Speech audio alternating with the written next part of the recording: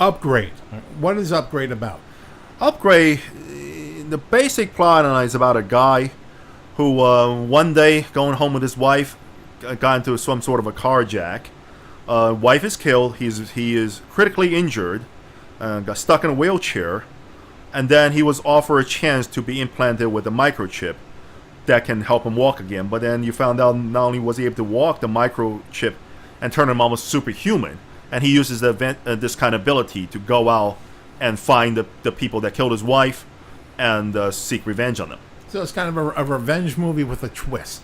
More or less. It's some level it feels like you're watching RoboCop. It's similar to that. But also, the way it was portrayed when I was watching in the theater, it also reminded me a lot of a Japanese manga anime called Midnight Eye.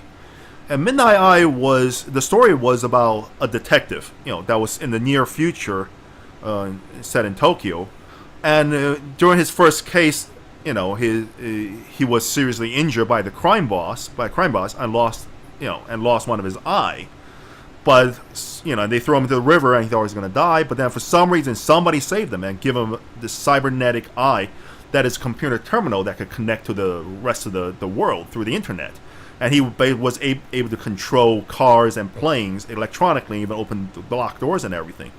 And Upgrade is very, very similar to that concept. But how was the action in Upgrade? The action in Upgrade was done very well executed, very well choreographed, and that goes also with the camera work they employed in the movie. But a lot of that also comes down to the actor himself.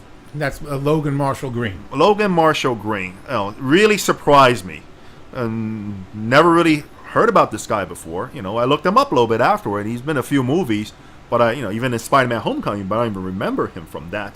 But in the movie, he played the Shocker. It was a shock because he was only in there for about 5 minutes. For about 5 seconds before they killed him off, and he was actually like, "Wow, that guy would be great as the Shocker." Yeah, in Upgrade, he was the starring role, and he really, really surprised me as an actor. His performance reminds me of Bruce Campbell from The Evil Dead 2.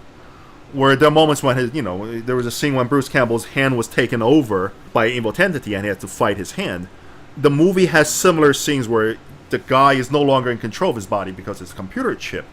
And it's really quite an interesting feat to see an actor pull off how his facial expression don't match his body movement and be able to coordinate that. So the chip they put in his brain, does that have its own AI? Yes, it has its own AI. It talks to him too. It's almost kind of having an operating system, your own body. And, it would communicate, it would tell him what to do, it would tell him to, sometimes talk, sometimes to dock and hide. And then sometime in real danger, he would have to grant the AI access to take over in order for him to fight off some of the bad guys. And that's really, really fun stuff to watch. It's almost like a buddy cop type of movie, too, except it's one person. 1 to 4 stars, what do you give Upgrade? I would give Upgrade 3.5. 3.5? Yeah. That's really good. Yeah. It's so you're saying go see Upgrade? I would say go see Upgrade. It's a lot of fun to watch. The only reason I don't give it a 4 star, and it's mainly because I thought at the end the story was very straightforward, which I really liked. What I liked about it. Are you about to give away spoilers? No, I'm not going to give away any spoilers. Okay. I'm trying to find in a way I can say without giving too much spoilers. The thing is, the story is very straightforward, and I like the straightforwardness of it, because I'm kind of tired of Hollywood movie where they always give you a big twist at the end.